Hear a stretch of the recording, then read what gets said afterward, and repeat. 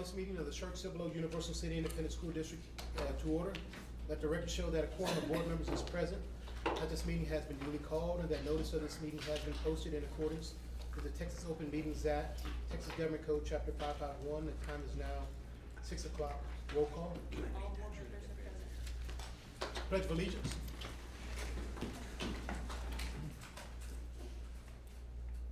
I Pledge allegiance to the flag of the United States of America and to the republic for which it stands, one nation, under God, indivisible, with liberty and justice for all. Honor the Texas flag.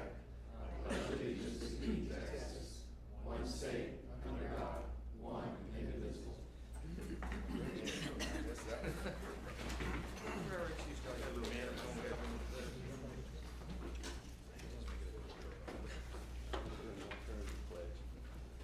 Welcome, everybody. Let me see. Not too many, Dr. Tristan, Jeff. Was it known as all your staff members? At least you got cookies tonight. Got it for being here. So, guess we'll get started. The first item on the agenda is a welcome and overview. On Friday's meeting, Dr. Gibson and I usually have a meeting with his staff and Amy, and we discuss several things due to the overlap of the Salary and Benefits Committee and the overlap of the Budget Committee. There's so much, 80% of that is sort of the same. I was proposing and sort of notifying at the same time that we basically form those two committees, combine those two committees, and just have sort of a monthly or every other monthly budget committee with the whole board of trustees. Several reasons. One, there's overlap. Second, we're going to have a new board member coming up here soon, and he or she will need to be onboarded.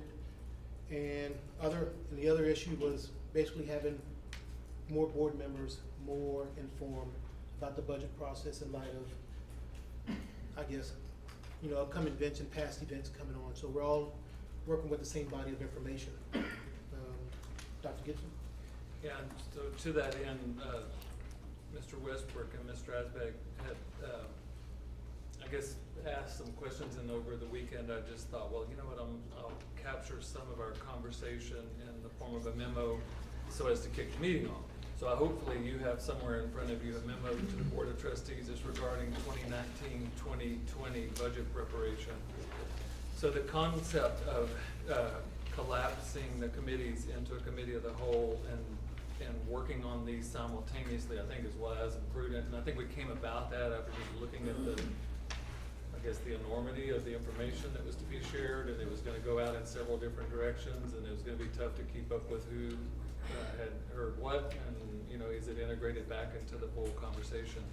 So the memo, and I'm not going to read, but I'll let everybody take this with them.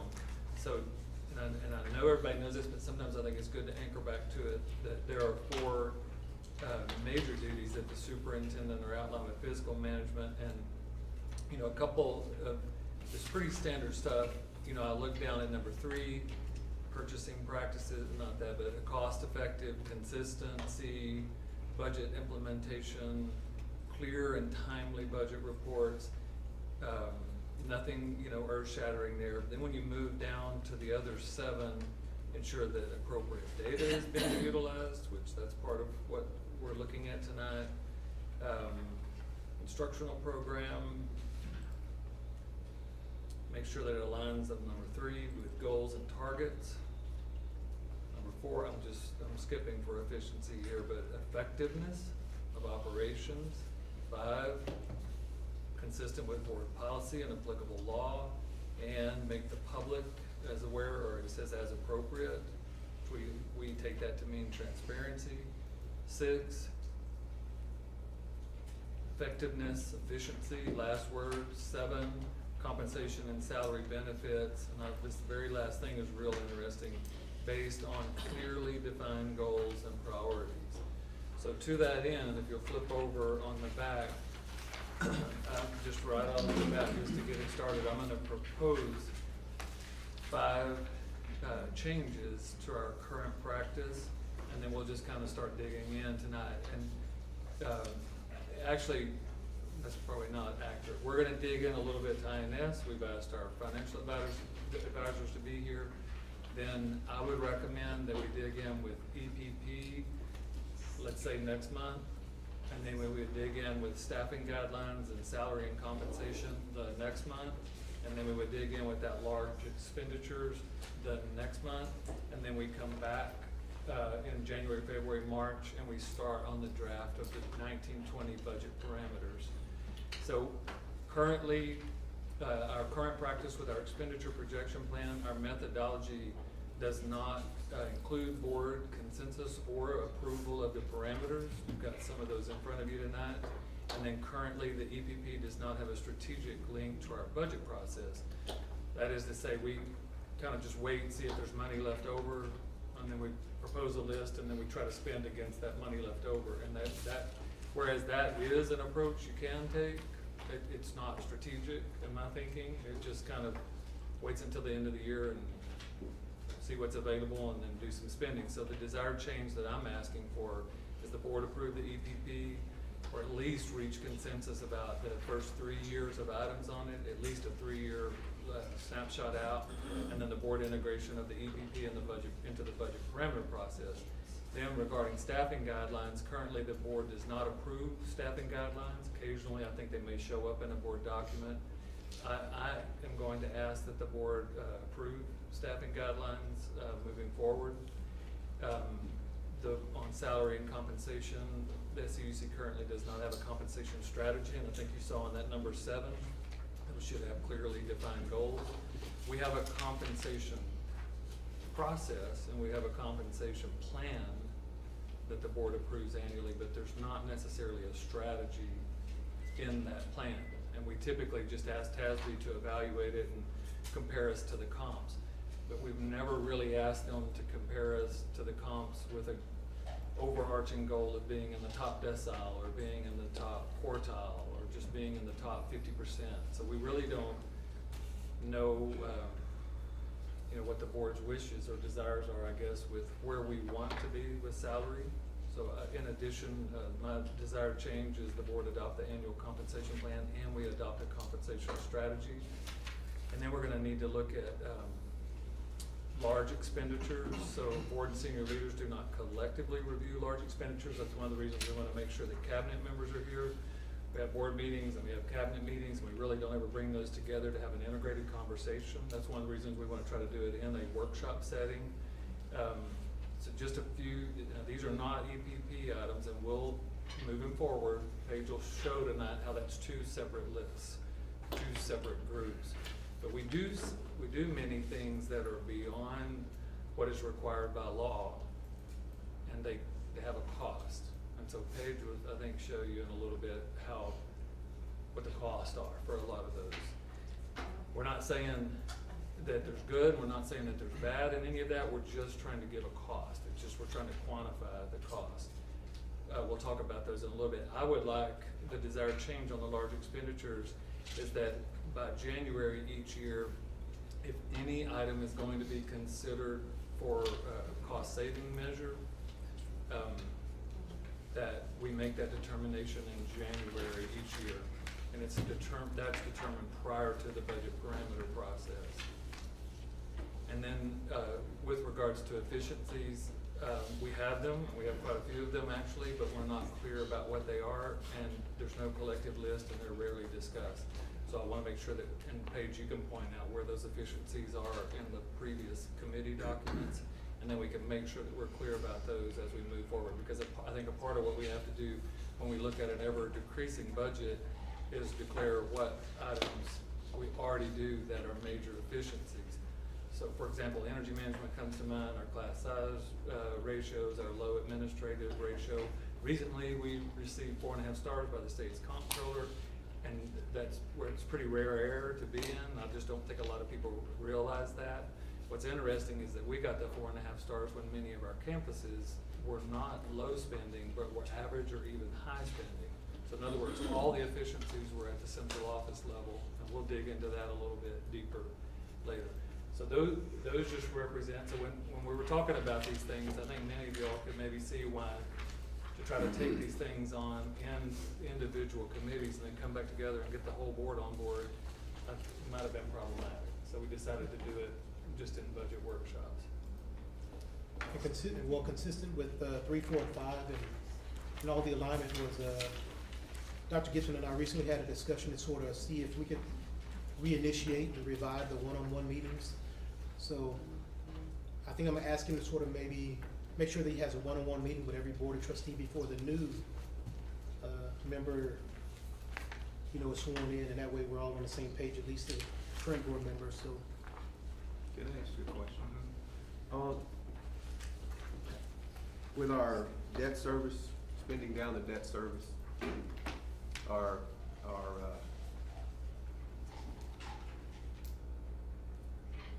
budget surplus, what do you wanna call it? So fund balance? Fund balance, Okay. yeah.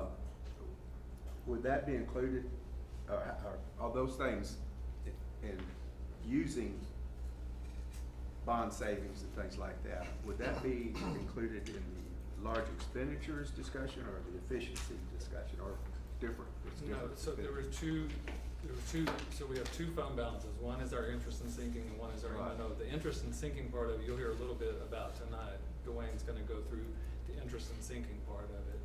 Then I do think the large efficiencies, or probably more the EPP discussion, is gonna be more about the M&O fund balance.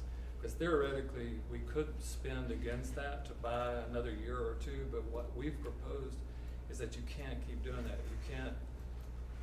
You can't get this list ready and then say, okay, we're gonna go to savings to buy it, and then do that again, and then do that again.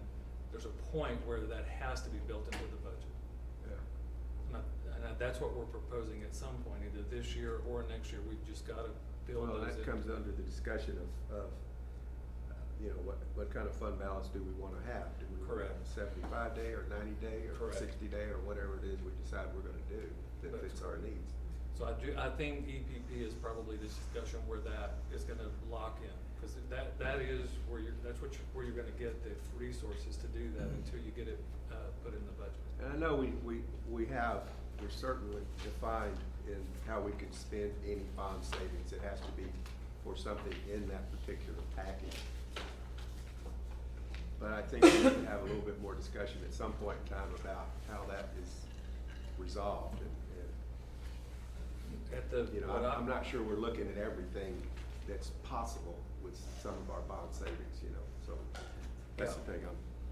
And I know we will have future bonds and we will have savings. yeah, so we've gotta be really careful to keep those two conversations completely separated. So the bond savings are just to buy down. No, I agree. Then the M&O savings, we can talk about EPP. Yeah. We could not use bond savings towards EPP. No, I know that. Well, that's I'm what not saying, It's I'm just saying for the good totally of the group. defined, and I think if anybody is not clear about that, they need to be. So and then this is kind of I'm gonna say this, then we're gonna need to get, because we're headed down in the weeds, and this is a high level. A total long conversation, I was just curious. Yeah, so the conversation about EPP, I would recommend, if you look, at those 4 or 5 items on the back of the memo, I think I would recommend coming in October and digging deep on EPP. So you always touch base on all of the topics that are out there, but then we come in pretty deep. We're So all intertwined too. right, and you can have one conversation without having the other one, but the primary purpose of the October would be to dig deeper into EPP. For example, tonight you're going to see, here's a chart and it has these items listed down one side, and then here's the rationale or the methodology that's used to get that number. I'm gonna give an example with vehicles just because that one's a little more easily quantified. So we need to know, I'll just say it this bluntly, we need to know if the board agrees with swapping out vehicles at 150,000 miles. Is that the right number? Is it 175,000 miles? Is it 200,000 miles? We picked that number because industry standards say after 150,000 miles, that's when you start spending as much on maintenance of the vehicle. You start stressing your own internal maintenance. So we need to know if that's the right thing. With technology, are we gonna do this I'm gonna say this with a smile on my face, one-to-one technology, we can, but you know, that's gonna come with a big price tag and something else has to give. So there's about 7 pages here, I think, of EPP items that I said it with a smile on my face, so Carla, just, you can breathe in, okay, you can breathe out, it was just an example. I just needed to know what Yeah, it was. she's still breathing. So, my observation is that it feels like at one time of the year, we bring the EPP forward, staff does, and at that board meeting, it's like this stuff was just pulled out of the air. And there's a lot of methodology behind this. But we've gotta, I guess, just let the board dig deeper into the methodology in order to understand what's on the list and why it's on the list. The strategy before now has been build the budget conservatively, hope there's money left over at the end of the year, and then go buy some stuff. This EPP kinda ended the go buy some stuff. It at least had the list ready. We had the list prioritized and ready at any given time. But what we don't have is this strategy to link it up into the budget. If these are the costs of running this place, then it needs to be built into the budget. That's my point. Don't need to just wait until the end of the year to see if we have enough money. So anyway, so tonight Paige was gonna share with us some information about the budget. Linda was gonna share some information about salary and benefits. Again, high level, knowing that we're coming back in a few months to really drill in. And then we have, the Westerman's here to talk about INX. Yes, sir. Yeah, just some kind of big picture questions here. Okay, so just want to make clear, this is the superintendent administration, in a sense, requesting or advising that the board have a greater role to play or oversight in the budget, as opposed to the board demanding a greater oversight or role to play. Does that kind of make sense? I mean, this is you bringing this to the board, or is this one or more board members, in a sense, requesting that the board have more oversight? I guess it is my observation of the last 24 months as the budget gets tighter and tighter. I think it's going to take a more integrated approach in order to do this in a way where it doesn't break down into finger pointing and, you know, adversarial relationships. So that was kind of my second part of the question. Just, you know, would this be the way you'd be advising for us to move forward if we were just in usual budgetary No. times, or is this is kind of seen as because we are in an emergency situation, altering the way things normally operate? Yes. That's why we're going to a heightened level of oversight and involvement. Yes. Yeah, and that's a good observation. Because I think generally speaking, you've done a good job over the years, in my opinion. Some may differ, that just getting the board back to doing what the board is legally supposed to be doing, and getting out of doing the things that we all love to do and stick our nose in various aspects of the district business, but really aren't areas where we should be involved. And so now in some sense, we're actually probably going a little bit deeper than maybe we should to some extent. But the cause of that, or the reasoning behind that, is let's just all get on the same page. We do need a little bit more board involvement. It's kind of an emergency type situation, I guess. I think yes, because for the first time since I've been here in 2010, the numbers don't add up. Unless we happen to grow 1,200, 1,500 kids, all of a sudden we weren't even projecting it, and then all of a sudden life would be great, because we would be living on credit of those kids. And I don't see that happening. Even though we will continue to grow as we projected this year, and it looks like we're 50 kids this year off of our projection, which makes this a little bit less of an emergency meeting. But yet at the same time, and I know, and what Mr. Emma's bringing up, I think is really good. I put board approved in here. If it's board reached consensus at workshop and not formal action, I'm okay with that. But as long as there's a quorum present, and generally speaking, the quorum said, no, we get it. We've looked at the EPP now, and we understand what it is. Let's put it in the budget. Yeah, because the only reason I bring that up is because we're here today and we got a unique situation, hopefully. But I understand the longer term picture too. Do I really want the board from here on out always being involved, and you can't go this way, or the superintendent can't go this way without board approval first? And Right. that may be the board getting a little bit too involved in the budget. Yep. And hamstringing the superintendent a little bit too much if you have to have board approval for various little I steps along the way. appreciate it. And that's why I'm just throwing it out there. That's kind of why we are where we are. Yeah, and I appreciate the distinction between those. So this really is about the budget. This budget parameter memo that's due next March is gonna be a hard one. I'm just gonna tell you. So these workshops are to just help, let's be very transparent, let's be very transparent with the community the whole way, you know, what's coming now. They may, all of a sudden the state, smiling with this too, you know, may decide this, they're gonna fix even though the Texas Supreme Court said they didn't have to, they're gonna fix school finance, you know, and I'm really smiling about that, you know. Then this isn't as critical, but in anticipation of that not happening, we need to be ready. We do some things that are effective. We get return on investment, I believe, but they're not inexpensive. We do several things that are not inexpensive. We get a 97% graduation rate, you know, with the third non-traditional high school, but that's not inexpensive. So we just need to be transparent about, is everybody comfortable with the ROI we're getting on that? Or is that something that we need to consider, you know, modifying, I guess, to make it less expensive? That's just one example. We'll dig into that. Budget Committee report, Paige Maloney. We had the Budget Committee and the Salary and Benefits Committee, and what we decided to do, rather than have all those binders for everybody, but for the cabinet and for the full board, Linda and I collapsed everything into a slide deck, and you probably, did they receive it today? The board members received it today, and it's tabbed by all of the files, and so we're gonna, you know, on the budget side, we're introducing 2 new things tonight, and we'll put those in that file as well. In your packet, the first thing that we're introducing, and I think it was a board request, it was for contracted services, and so it's gonna be your piece of paper that looks like this.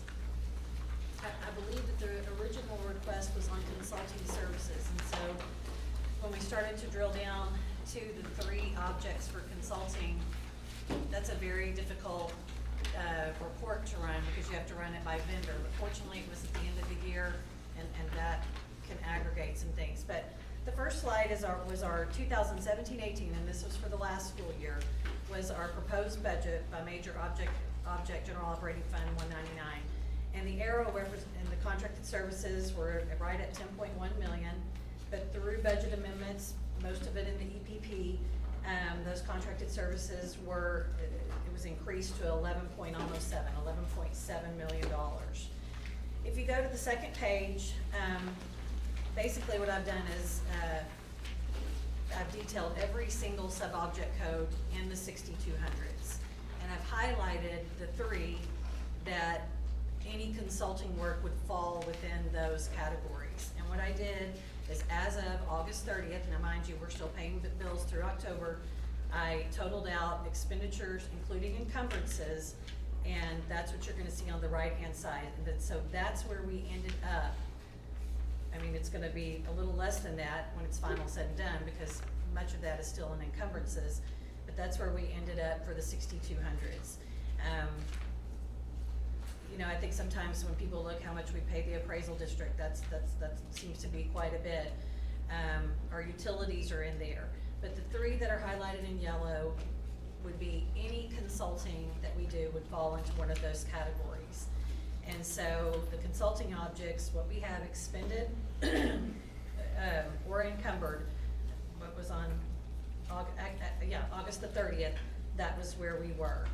Now, if you'll turn to the next page, and I think that there was the request said that we wanted to look at specific vendors.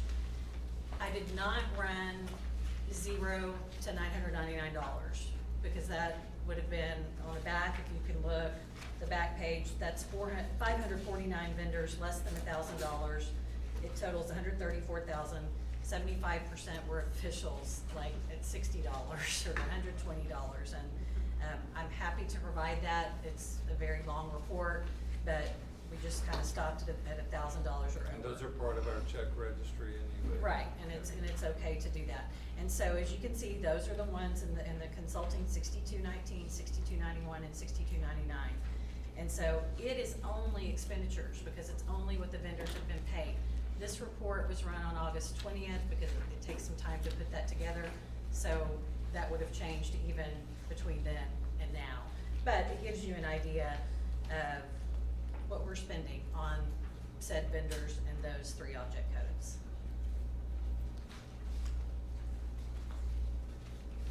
I believe when we first took a stab at this, we just had line items and we didn't have it by vendor. This vendor report was even helpful to us, as we didn't, and I'm always looking for the positive in all of, for running these things. We were able to look at, oh wow, this makes more sense to our principals, this makes more sense to our department heads for looking at the particular vendors. So it's something that we will do on an ongoing basis. So basically, out of that 11.6 or 11.7 million, really only over 1,000 or more is only, well, it comes out, all of it comes out to 2.1 basically. So when people think the consulting is really 8.5% of the budget, there's a whole bunch of other stuff put in there with it, which Right. you can see on the second page. And so consulting also, some people might not think, security at ball games, that is gonna be in consulting. Officiating at ball games is also gonna be in consulting, so it's Our water bill. our water bill. Well, our water bill is in the 6,200s, but in the consulting, would be that detail report, so. I have a couple questions. If this was run on the 20th, when was it adding what was left over from last school year, or? It wasn't 20th the first day of school? Well, it would be the vendor report from September 1 of last year to August this year. 20th. Yeah, it's hard to put in this format, you have to, Sure. Okay, so September. so- September 1, 2017 to August 20th, Got it. 2018. So a couple questions I have. One is US Safety Services was for ambulance services. Which number is that? It is sort of 14. Uh-huh. Where is Schertz EMS on here? It'd be down in City of Schertz. One of the larger ones. Number 108. 108. Says, that's an SRO. What about for the EMS services? That's not the full amount of the SRO, it's just a type, she should have added all of the services. Okay, so that in includes City of EMS, Schertz. everything? Yes. We'll modify that, whatever that descriptor box, to just say SRO. Get as much as you can, there's some Yeah. blank space there. Okay. Next, just so I understand, what is the difference between SPI at number 17 and number 59? What is the difference between those two services? 17 and 59? that is through that, do you know the answer to that on those vendors for background services? I don't have all Yeah, of I'm it not committed to memory. Well, we and I can would think put it'd in have to more do of with- the 59 is your standard DPS, Standard. right? Is Also, the any other one- volunteer runs there? Is Right. the other one the Yes. Raptor? Volunteers. We run volunteer background checks, and we also run employee background checks, and the ones for the employees are much more, in-depth than what we do for volunteers. That's the DPS one, right? That's the DPS. And the volunteer one is the other one? Yes. Got it. And then number 94, the bureaus. How much of, do y'all get a report without going into detail on how many people actually use that? Yes, we do. And how many use it? We actually have a higher, rate of use of that program than most people that use the program around us, so. Right. We have lots of employees and it's for lots of different services, Yeah. including legal services and things like that. We also use it when we have employees that need assistance that we determine need to have assistance. Right, okay. So it is used pretty readily. And we We do. encourage it. I'm sorry? We encourage it. We encourage it, and we do get a report quarterly on that for usage If, and the reasons for their usage. and then number 104 for the city of Cibolo, other than SRO, what does that also entail? I would have to pull everything in that line item to see what we paid out and what it was for. Can you do that? Yeah. Please, for 104 and 108, if you don't mind, please. We'll just put those on the board update this week.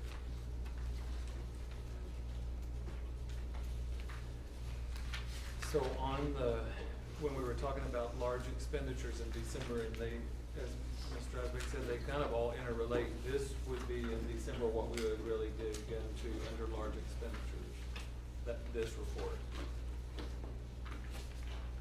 But in the meantime, here it is, and Paige will, as there are questions like that, we'll just continue to provide the responses to the full board so that everybody has all the information, all the same information.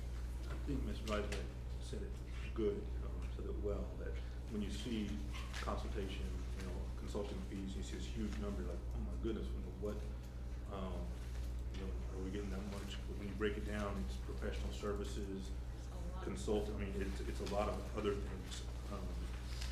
But I know if I would just look at just that number and say, You look at just that one. consulting, oh my goodness, why are we paying so much?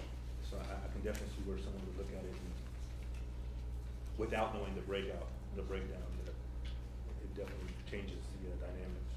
Yeah, on that very first pie chart, I think what was good for us is we're going to be clear about that 8% or 8.5% is contracted services. And sometimes we would say, consulting, just, quick and just easy, fast word to say, we decided we need to get better at saying, no, that's contracted services, it's not consulting. Coming as consultant vendors, if I saw that and saw that number, I'd go, wow. Right. And that's why you're gonna have a lot of encumbrances still pending, because you put a lot out there on a contract and you're paying on it until you use it, that sort of thing, so. So this comes back along with another, and Paige, did we, on the large expenditures, we were going to wait until the, October? Well, Yeah. that's okay. Yeah, and I think that's good. So in October, even though the topic's going to be EPP, Paige will present a document, the first of it, so that we can really look at that. Then that's your food for thought for the December meeting. So we'll hand out a few documents, but then we'll dig a little deeper on one topic at each workshop. And then the last question I have is just because I don't know the answer. If you just pick one of these people, it doesn't matter which one, and you say that we use them for, I'm just making one up, engineering services, and we paid X amount of money for them. What is our requirement to go out on bids? So are we taking someone that we use, or is there a threshold for bids, or? We have, according to the Professional Services Act, we don't hire professional services for architects or engineers based on competitive bids. We have to select them according to law by their qualifications, and then we negotiate a price for them at a fair and reasonable price. If we can't agree with them, we go to the next agency. If you're talking about architecture, for example, if you have a large project, typical A&E fees are 6% of the construction contract. For example, the Clemens renovation going on over there is about $50 million. The A&E fee is less than 6%, it's in the 5% range. Whereas in federal contracts, we just have a flat 6% fee for all architect services. So we can negotiate depending on the cost. The smaller the cost of the contract, typically the higher the fee. Or, and just for autism services, like this time you need the best person out, I don't know, but do we, when we say we need services for that particular? Same thing as professional services, there are certain professions that are listed as professional services. Medical professionals are one of those. School, what's the name of school therapy? That's medical. So they supplement our staff in the special education area, doing assessments on our students and providing counseling for them. We may have multiple contractors that we can go to provide those services or nursing services. And it's basically based upon the experience that special education may have with them, or the availability of those contractors too, because they're in demand across the area. So for the majority of these cases, no matter what they are, there's processes in place to make sure that we're not just paying the highest amount for someone. We either get bids or we have certain processes to some degree. We have budgets, so if we know this particular contractor charges more than the other, we'll find somebody who can do just as good a job for less cost. All right.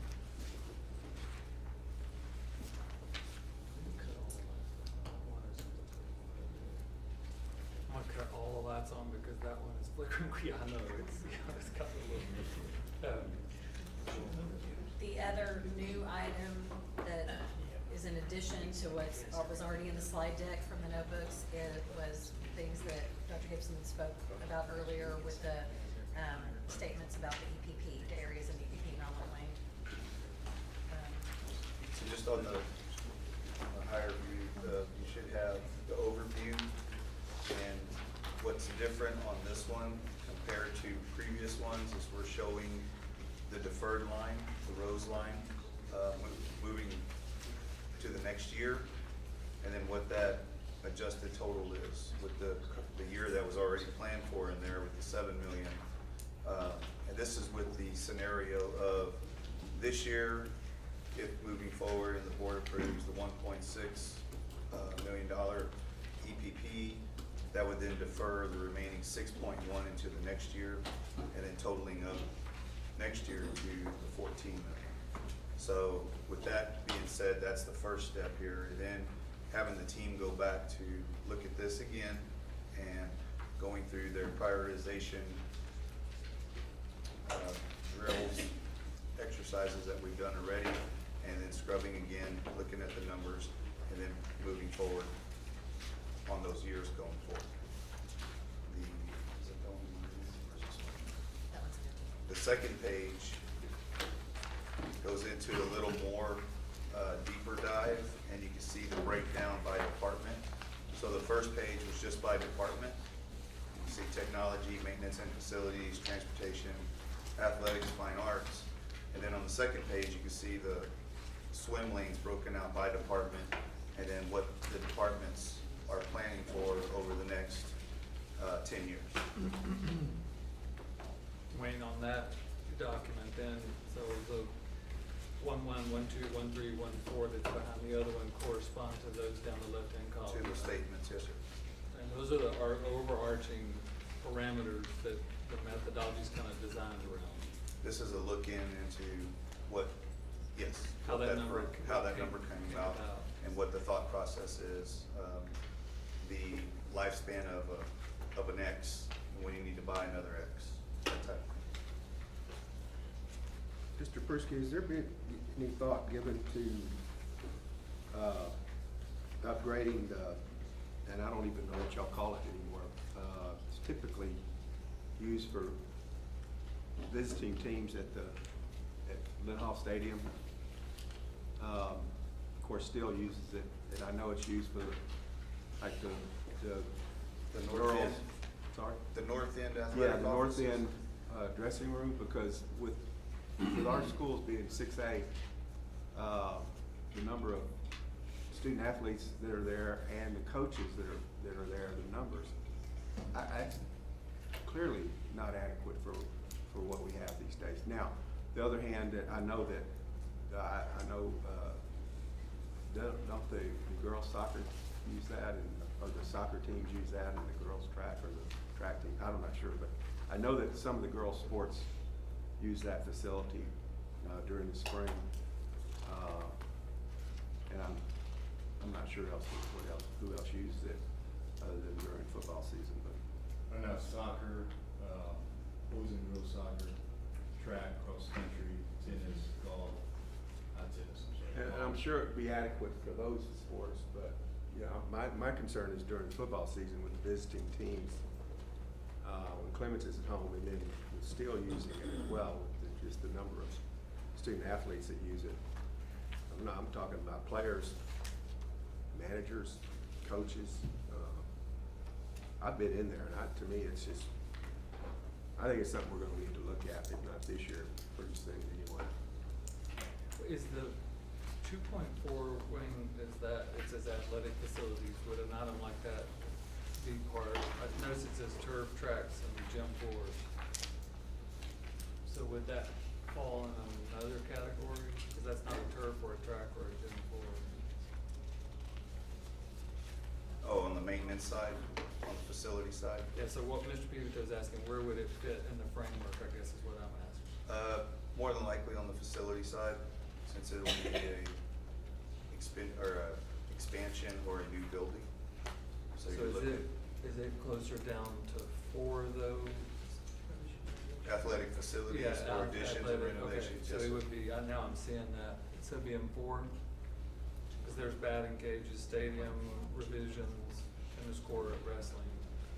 Are those offices used in there currently, fighting work? I believe so, I think they're using every space. There's offices as well as storage. All those older offices, Yeah. they're either coach's offices or storage. So they could, at some point, be renovated to actually be used for those. I mean, they would probably could stand some renovation in order that they're really functional Yeah. as storage. That building, I think, was originally built for district athletic offices. Right, yeah. And now we've kind of repurposed it with Right. the coaches.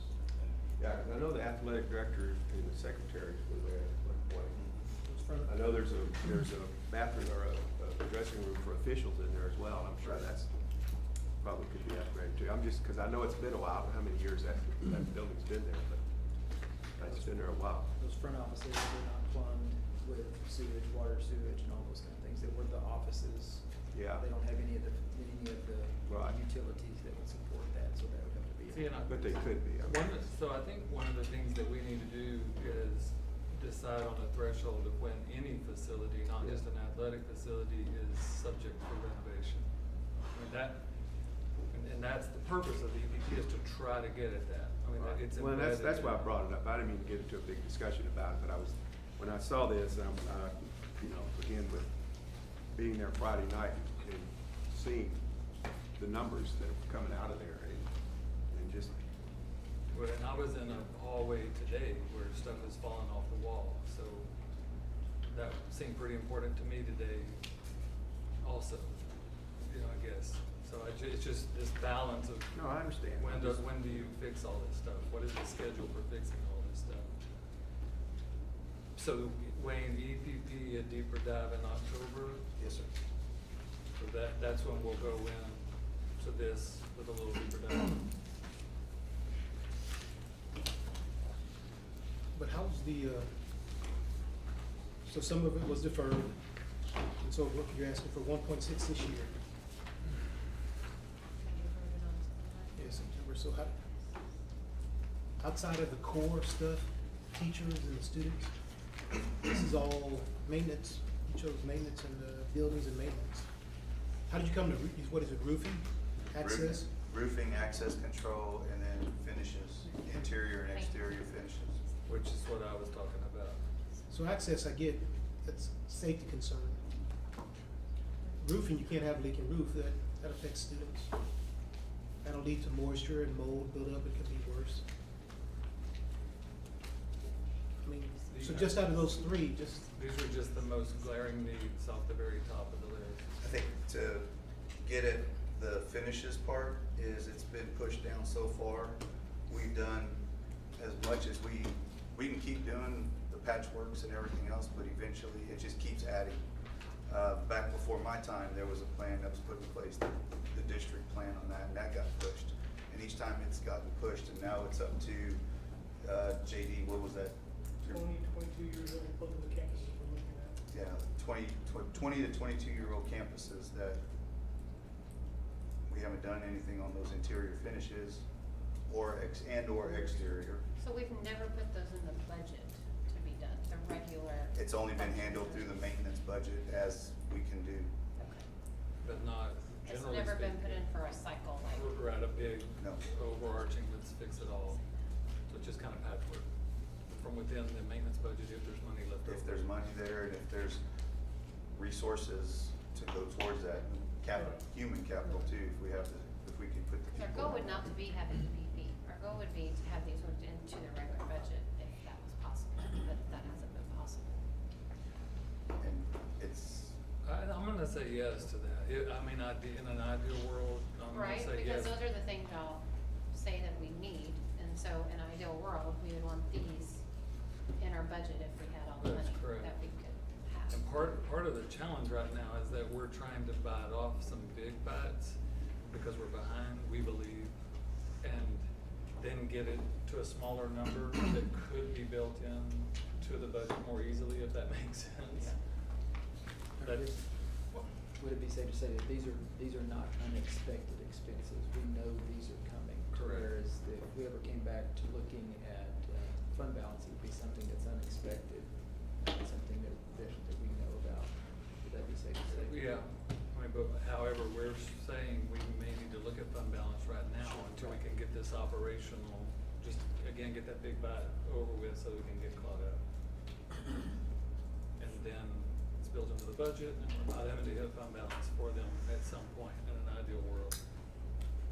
This is, we take this and we say, okay, that's fine, 1.6 seems reasonable.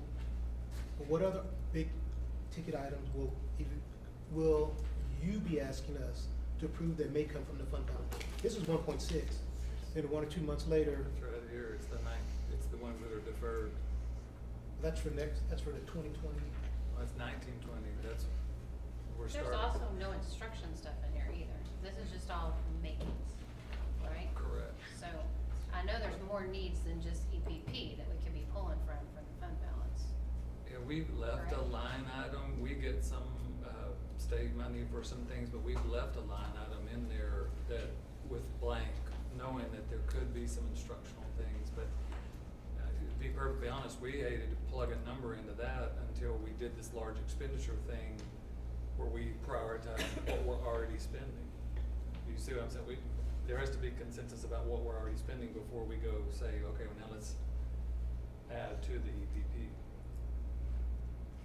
Yeah, but I'm saying those could be some needs just as equal to these in some Yeah. people's minds. Yeah, these- And I Well, no, think they're this, being- I wanna the make sure increases he- in our budget this year were in the instructional Okay, areas, that's- instructional support being one of them, which I Right. think is excellent.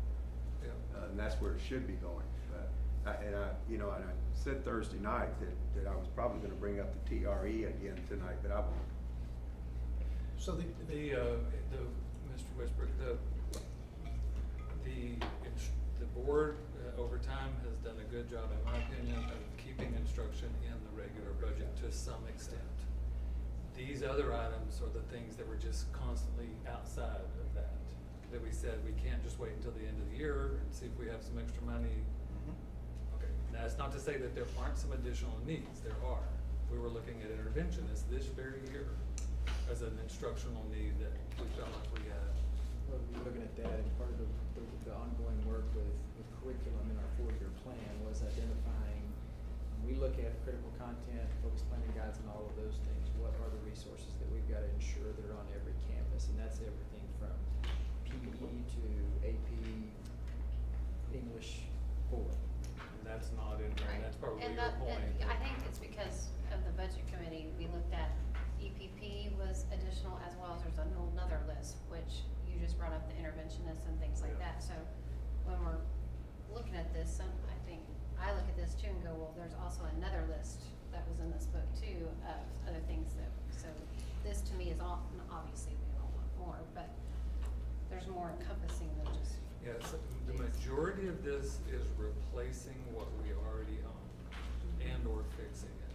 Right. That's 95% of this. It's not adding, I mean, sometimes it feels that way. 1,000 computers, well, it's 1,000 computers replacing the 1,000 computers that are now 8 years old. 5 trucks, it's 5 trucks replacing the 5 trucks that now have 175,000 miles on it. 10 buses, it's 10 buses, that, you get my point. So this doesn't represent an expansion of goods and services for SCUCISD. This is the cost of doing business in your world, primarily. Okay. Well, I see the roofing is really important. Like I said, I've said on a couple of occasions that I've seen what happens when roofs aren't maintained, and it creates a whole lot of other issues that like, been brought up. It's mold, mildew. It's just not a good situation. Certainly understand that. very my well. contention is, sorry. Were you finished? I'm sorry. I apologize. Teacher pay, that may come out of the fund balance. We have EPP may come out of the fund balance. Then we're talking about instructional needs, comes out of fund balance. All these things 2 or 3 months apart don't seem that bad, but when at the end of the year, you're like, we spent this from fund balance, this from fund balance, this from fund balance. Next thing you know, we're talking dire situations and exigent circumstances, and we are wondering how we got to this point. Well, as stated earlier, these numbers do not add up. So ergo, back to the conversation with Mr. Inman, do do this in a workshop setting. There's some tough choices ahead. But I don't think you should just pick the EPP in and of itself. It's not by itself, because it has to be related to everything else that's gonna come from the fund balance. So if we just take the EPP and say, man, that's not bad, we'll be all right. You gotta tell everybody that, say, somebody's not gonna get a higher pay raise, instructional needs are gonna not be met. Something else has to suffer. I'm done. But something has to give. I would like a Something has to give. We clarification. can't have everything. Yeah, so when we changed that from 5 million to 1.65 million, we felt like that was the give. We're taking it down to the least, the stuff that's the most imminent. The 4 million other items on there got pushed. That's why that number is 14 million in the 1920.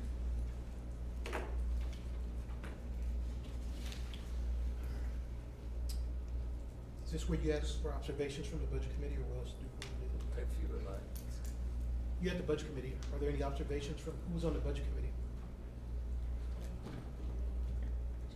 Dave, Amy, Jerry? I think it's important that we, if we're gonna talk about pay raises and teacher funding, that shouldn't come out of fund balance, because fund balance is a one-time thing.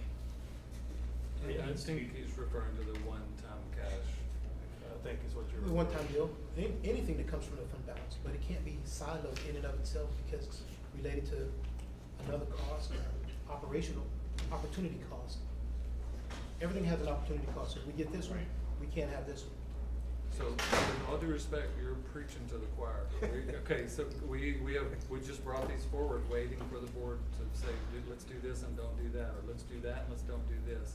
I don't know how else to do it. We've presented it multiple times. You know, you've heard my observations. I think it's as dire, and I've seen dire. You know, and I've told Greg this, I've told Robert this. I've been here a long time, and I know a lot of people get tired of hearing about that, but I've seen a lot of budgets, and I don't know that we've had any time where budgets have really been easy, that we've never had everything we've needed. I don't know that anybody does. And you know, anything we take out of fund balance should be a one-time purchase, and if that's a one-time salary increase,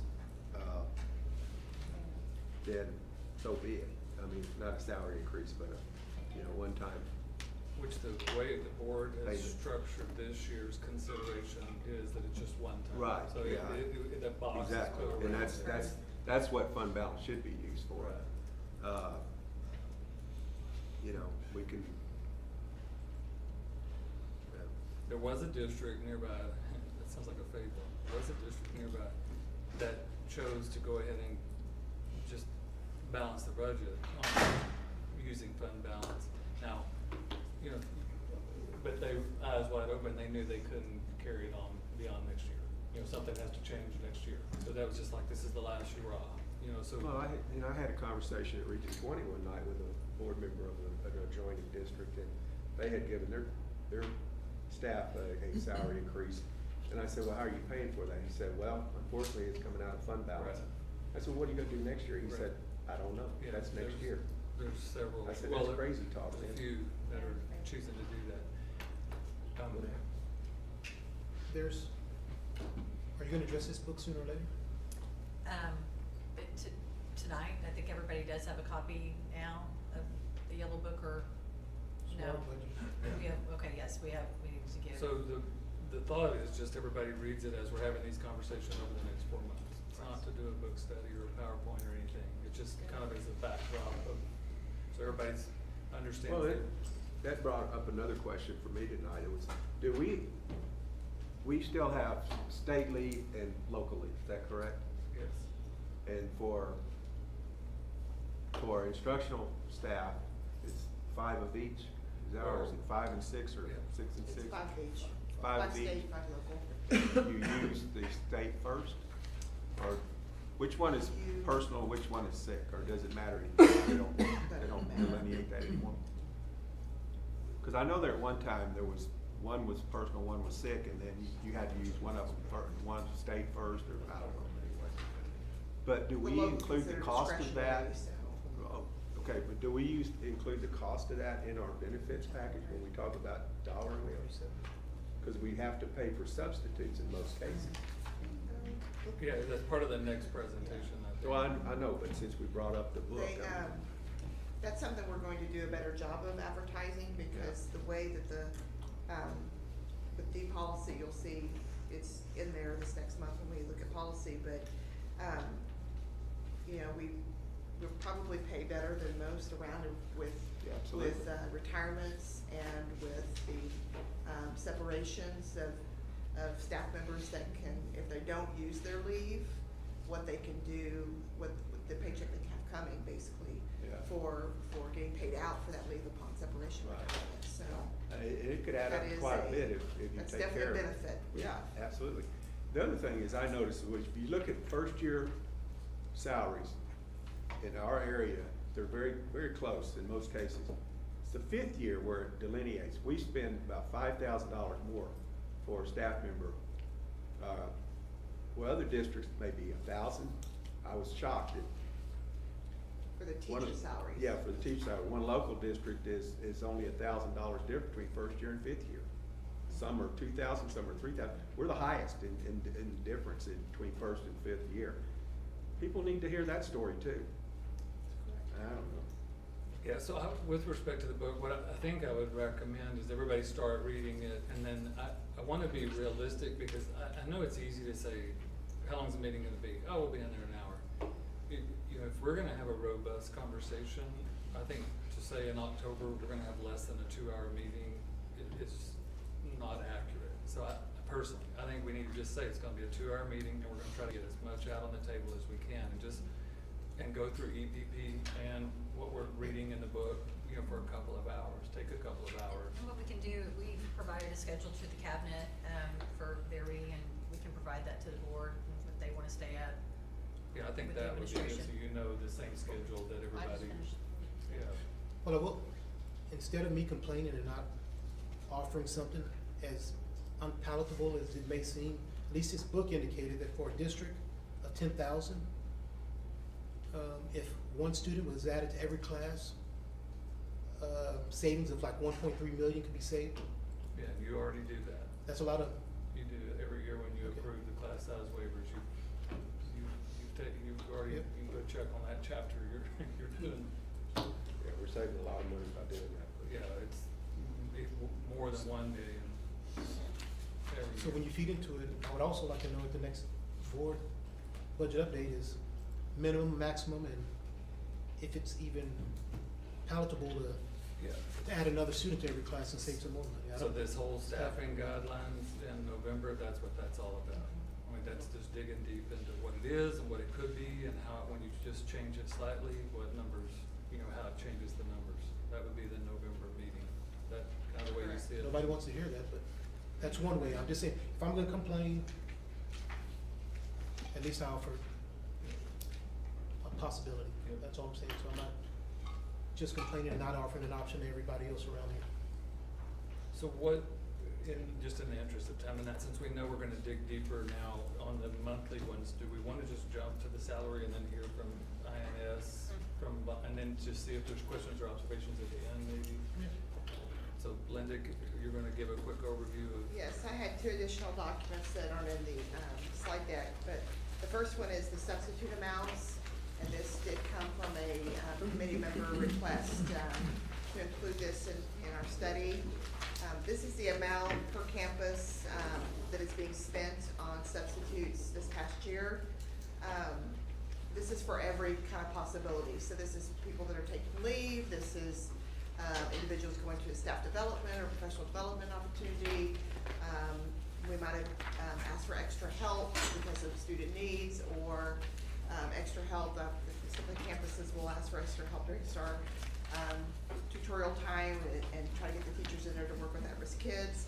So this will include every reason that we have a substitute. So currently that budget comes, is centralized here in Paige's department, but broken down. This is something I think we would be looking at this next year. And prior to one of our actions is going to be talking about staff attendance, and so this will fit nicely into that as well. So I provided that information. And then to Mr. Westbrook's point, at the K-4 level, we are under a state rule that says that we are supposed to divide by 22 to 1 in the K through 4 classrooms. Pre-K is not, there's no ratio there, and then anybody above 4th grade, there's no ratios. So, at K to 4, by our staffing guidelines, we've tried to, at the kinder and 1st grade level, to be at 22 to 1, and then at 2nd, 3rd, and 4th, we're staffing at 24 to 1. So, the beginning of the year, I'm monitoring all classes across the district, K-12, pre-K-12 actually, but K-4 is important because we have a waiver request coming up, and we have to look to see if there's an additional teacher needed based on those ratios. So, looking at, this was as of this morning, looked at it just recently, each of the campuses, looking at potential teacher needs. We already have 2 campuses that are significantly over either the 22 to 1 or the 24 to 1, and that was 1 teacher at Pasco in 2nd grade. There's some classes of 27 right now sitting over there. At Rose Garden, they were at 22 to 1 in kindergarten, and there were 11 kids over that. So what we've done there is we did have 2 positions left from the fast growth, and we went ahead and gave them the billet numbers to start looking at hiring for those positions because they were just so significantly over. In the meantime, while they're trying to get them hired, we have actually given them substitutes to help just manage students. I'm gonna back up from the 17-18 fast growth. Yes, for the 17, 18 Not fast growth. 18-19, because we did not put any in 18. No, we did not. Okay. So, you'll see the other campuses, we're pretty close to those ratios. We might be over by a student or 2. So we have some, for instance, at Cibolo Valley, they have 1 teacher with 25 kids. We've tried to get them to 24 to 1, but there is a classroom with 25. We have not done anything to help those teacher needs at that point in time, or at this point in time. I'm also monitoring class counts because there's some that are getting close to those ratios. So we have, some schools here, you go back to Cibolo Valley, they have, they get 1 more student there, but it's gonna be at 22 to 1. So, 4th grade at Green Valley, you've got 1 more, and they're gonna all be at 24 to 1. So, we're gonna monitor those. And then when we look at the number of waivers, the state did change it a couple years ago where we don't get to offer or ask for a waiver based on the ratio at the grade level. We now have to do it per classroom. So you'll see, just give Cibolo Valley as an example, in kinder, we have to ask for 1 waiver. And I put in there not due to ratio because they actually put 1 student at 1 classroom at 23 and there's another one at 21. You could move that child, but for some reason, it could be the needs of the child, it could be the teacher in that classroom that they've placed that one at 23. But we still have to ask for a waiver because we have a classroom at 23. And I'd say when we aggregate for the savings, we would only, like if there's 4 waivers on a grade level, it would only count as 1 teacher. So at Cibolo Valley, for instance, we didn't have the waivers being requested and we didn't place kids at 24 to 1. We'd actually have to hire 2 additional teachers at Cibolo Valley, a 3rd grade and a 4th grade teacher, to get off that waiver. So you'll see those waivers require, per grade level, 1 additional teacher if we're asking for it. And then we're also, and I'm helped with Ms. Goldhorn's help, we actually monitor the pre-K numbers as well. We look at, can we combine the morning and some afternoon pre-Ks together? If there's 2 teachers on a campus, can we combine and use that teacher for assistance in other areas? A lot of these classrooms also have paras. Can we use the paras in other ways to help assist the campus?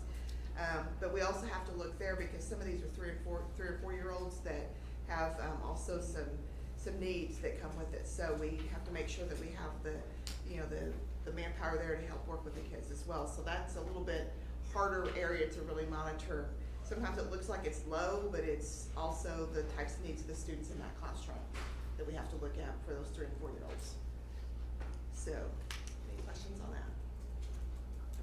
So About if you use paraprofessionals in the classroom, I mean, the concern is you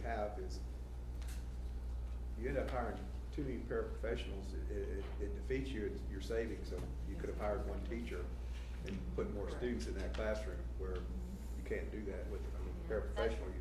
You're kind of stuck in that one. That book really talked about that. That book really talked about, people say, well, just hire more paraprofessionals, raise it up, but in the end, then you're providing insurance and all the benefits, and it's kind of cost so eye-opening to me. After a while, it doesn't. You're right. Is the staffing ratio the same for the AP classes and the honors classes and all those?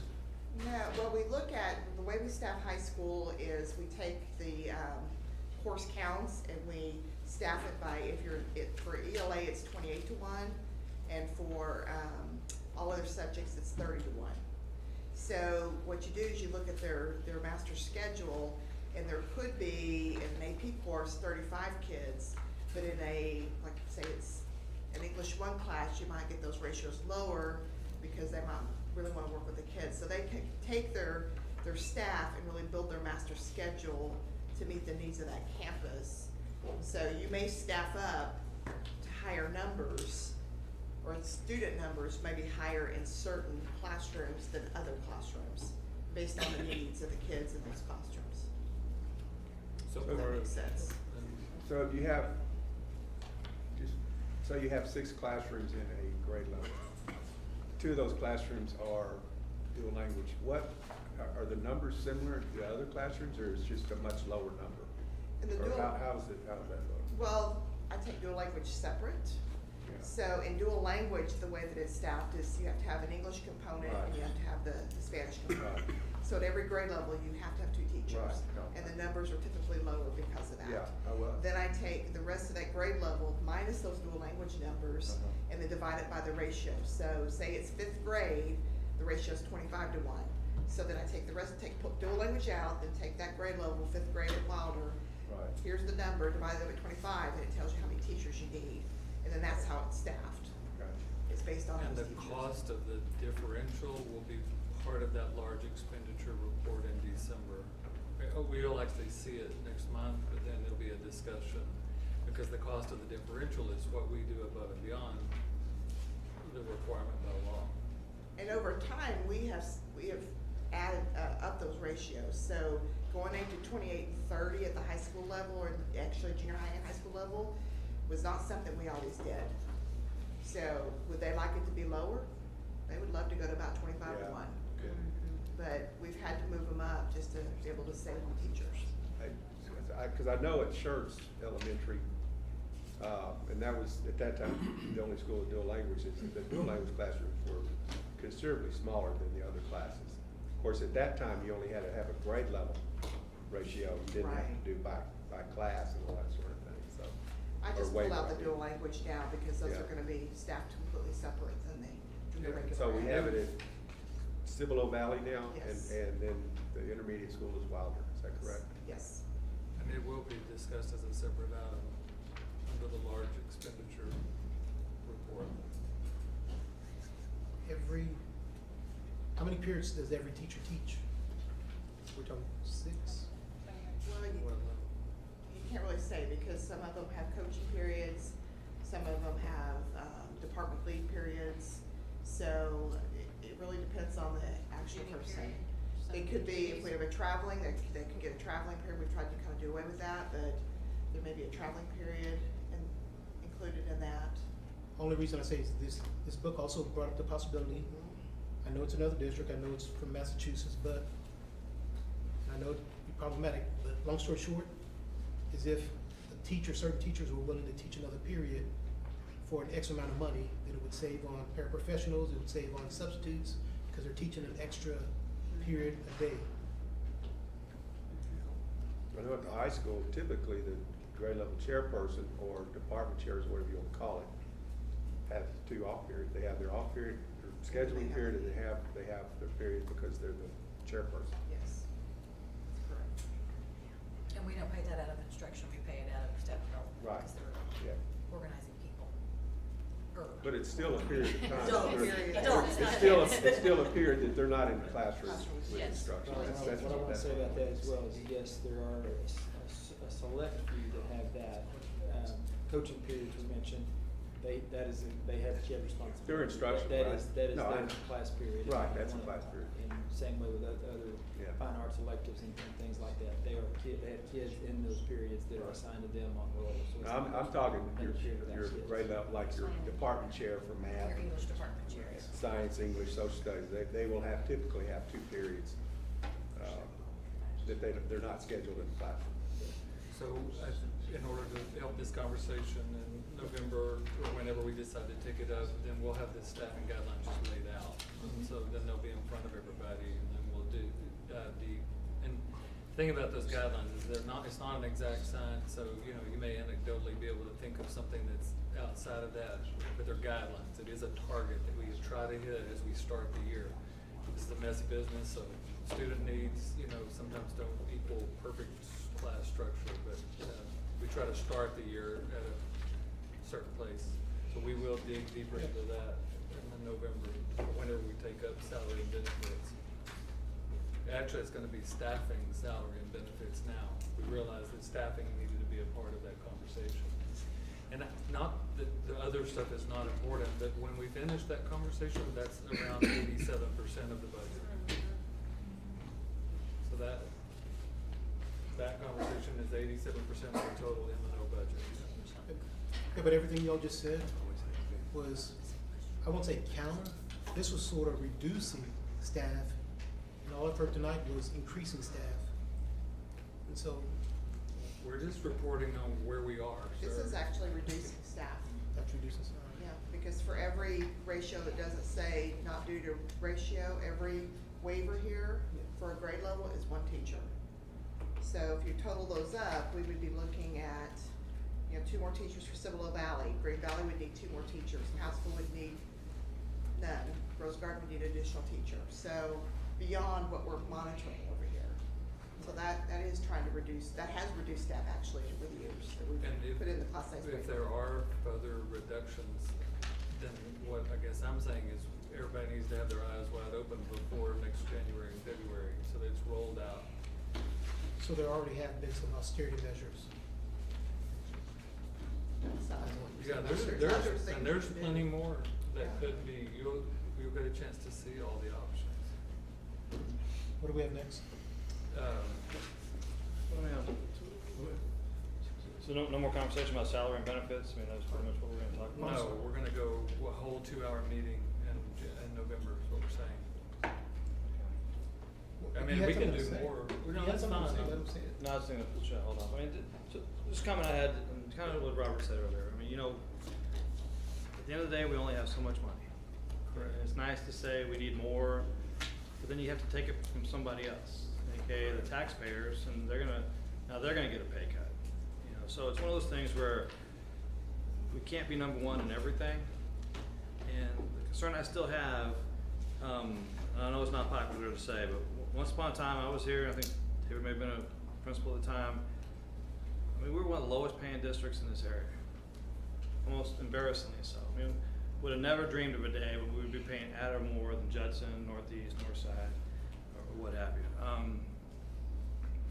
Whether officially or unofficially, we set a goal to attract the best teachers we could find and pay accordingly. And lo and behold, now we're not only one of the top paying, we're, as David put it, at the 5 or 10 year mark, we're paying $5,000 more per year than our competitors are paying, which is 8 to 10% more than the number 2 team or district is paying. And you know, I hate to even run the numbers, but if we're paying 86% of our budget on salaries and benefits, if we were to hypothetically scale that back down to where we're still in the top 25%, I mean, how many extra millions of dollars would that allow That's us correct. to then put it into these other things that we say are important as well? That's correct.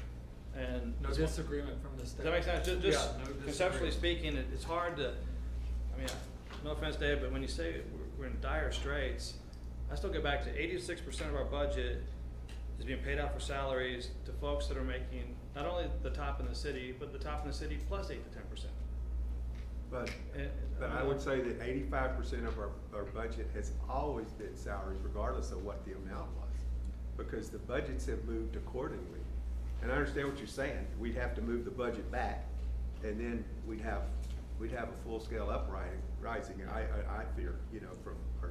I guess legally we never, I mean, I'm not proposing we cut salaries, I mean, we can't, even if we No, wanted to, I'm just saying. One way to look at, I think what Mr. Pivot is saying is if you look at what is gained from that class size waiver, it's about what you're spending additionally on the salary schedule. So you're working with a leaner staff, but you're compensating them more than the neighbor. I mean, that's one way to look at it. And we have to be clear that that's our teachers. there's still some information that's in that PowerPoint, I believe, that for other staff members, we're not in the top decile by any means with some of our operations Sure. staff and maybe even some of the instructional para staff and all that. So teachers definitely, but not for the staff across the board. But you, and I appreciate you bringing it up, and part of the salary compensation, that third item at the beginning, is in addition to the board adoption of the compensation plan, that we adopt a compensation strategy that the board, so that we know, is it top decile, is it top quartile, what are we trying to target? Well, that's why I said, if X amount of years ago, we'd have said we want to be in the top 10%, and you reach that goal, then you start funneling those extra dollars into something else, as opposed to trying to be in the top 1% or the top 1% Correct. plus 8%. That's correct. I mean, Yep. that way, because again, I've known plenty of teachers, and they're always gonna think they should get paid more, and that's fine. It's probably worth it, but it's just, we live in a competitive world where we just can't keep paying you more. I mean, it's just, we're not a private sector, we can go out and raise more money or work harder or be more efficient. I mean, we only have a certain amount of dollars at play from the taxpayer, and if we want to be the highest paying district in the area, which I think is fantastic, I mean, that's great. We get the best teachers and staff that we can find. Something's got to give somewhere else. I mean, we can't be in the top 1% in all these different categories. So that's I'm not certainly not advocating to cut teacher pay because we can't even want to. But it's one of those things where I agree, Dr. Gibson. That's if we had instead of just pay more, because the answer will always be more. I mean, how much do you want to get paid? More. I mean, that's always going to be the answer, right? And that's really not a strategy. I mean, that's just something that we're just chasing our tail every year, and then we still get the low ratings on employees aren't happy with their compensation. If we did have more of a systematic, we're going to be happy if we're in the top 10%. Can everybody agree on that? Which ought to be favorable. I mean, we ought to pat ourselves on the back if we got the top 10. Then you start funneling those dollars into something else. And and I would just say that if and when the board embraces that and we reach that, you can't just fix that overnight. I know I'm not saying you're saying that, so you have to take a number of years, but all the more reason that it has to be a strategy, because it takes 2 or 3 or 4 years to get it accomplished, if that makes sense. You can't just throw the brakes on and just start reducing. You just have to give less of an increase, if that makes sense. Yeah, which I know isn't going to make anybody popular. Some districts or some organizations do in order to address it is they build one amount into the pay scale and then another amount as a one-time payment. It's not in the pay scale, if that makes sense. So at the end of the day, it's close to what you would have gotten, but it's not built into the scale. And then you have to do that for several years in a row in order to get there. But that will be part of that analysis, and we really would like to come out with a strategy, and not just with teachers, I think is what you were alluding to earlier, but all pay categories. So you'll need to kind of show us where we are with respect to all pay categories, so we can have a strategy for all categories. Teachers always get the press, but half of our staff are non-teachers, and Right. everybody's important. Yeah. But yeah, I think it's because like this year's a perfect example where our competitors are not paying any pay raise or one-time payments than we do. We're just making the gap even further. I mean, at some point, somebody's got to pay the price because we don't have unlimited amount of funds. And if everybody else is freezing salaries and we're still moving ahead, we're just getting further away. So this year, there is no pay raise. I just want to make sure that's real clear. There is no pay raise in this budget. So if anybody out there gives a pay raise, then the market has moved, further out. Now, the board did authorize the possibility of a one-time, that's what you were talking about earlier, one-time payment out of fund balance. Or, I don't guess it necessarily has to be out of fund balance, it depends on how many kids get here. So, but anyway, all this will be the November. Let me ask this, would it be better to go ahead and dig into staffing in October and EPP in November, since 87% of the budget is staffing? Take that one on first and EPP second? That's a big elephant. Okay, so go ahead, because that way you give yourself more time to dig a little deeper if you need to. That was just a thought. Well, people come first. It's people. Yeah, so if it's 87% or 86% of the The earlier budget. you get it out, the better. So Linda, your timeline just got moved to 30 days instead of 60. We also have a TASB salary review this year, is that correct? So that's out there. Thank you, because it would be better if we had that conversation ahead of time, because see, we're going to advise them on how to evaluate it. what's our philosophy, or what's our strategy? So, and they're gonna evaluate it against that strategy.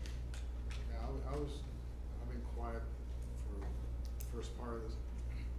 And going on what both David and Gary had to say, it seems like we've been going off merry way, raising salaries, which is not a bad thing when we're trying to attract the best teachers, the best staff. But I think they kind of got away from us at some point. We started running our money on a limited basis that way, which is not a bad thing, but we took money away from other things, and we kind of lost the mark on that. Kind of like what Wayne's saying, we deferred over there, we moved the money over to another spot, which was not a bad thing, but now we're paying the piper. Yeah, so in the absence of a strategy, I can just tell you anecdotally what was stated every year. We need to do this to help with the increase of healthcare costs. That's what was said. So in the absence of it, we need to hit these targets. We just did it to help offset healthcare costs. And it kind of did. I mean, the healthcare costs, unfortunately, were growing so large that in some cases people were still not getting a raise. We never had individual strategies for each line item or each function. And in the process, we never had a comprehensive budget. Right. Not really, we had a budget, but it wasn't a comprehensive budget. Look at everything and say, okay, it's just where the money needs to go, it's just where the money needs to go, what are we getting for it? We've gone off this way because we always had money, now all of a sudden we don't have it, and we're having to make those hard decisions. So that's what I'm seeing here, is that we're finally getting down to the point of making a comprehensive, true dollar budget.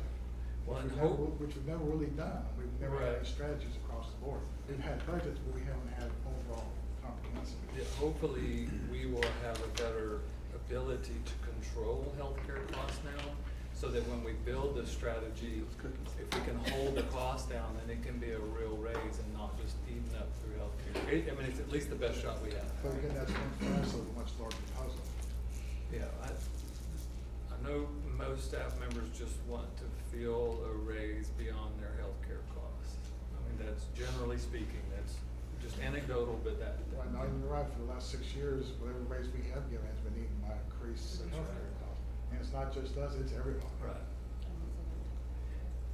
Okay, so Yeah. I sense that maybe we'll take this up next and then EPP after that. I think that's a good, Wayne, I know you're chomping at the bits to have a 2-hour show here, just you, the Pruski show, but we'll defer it.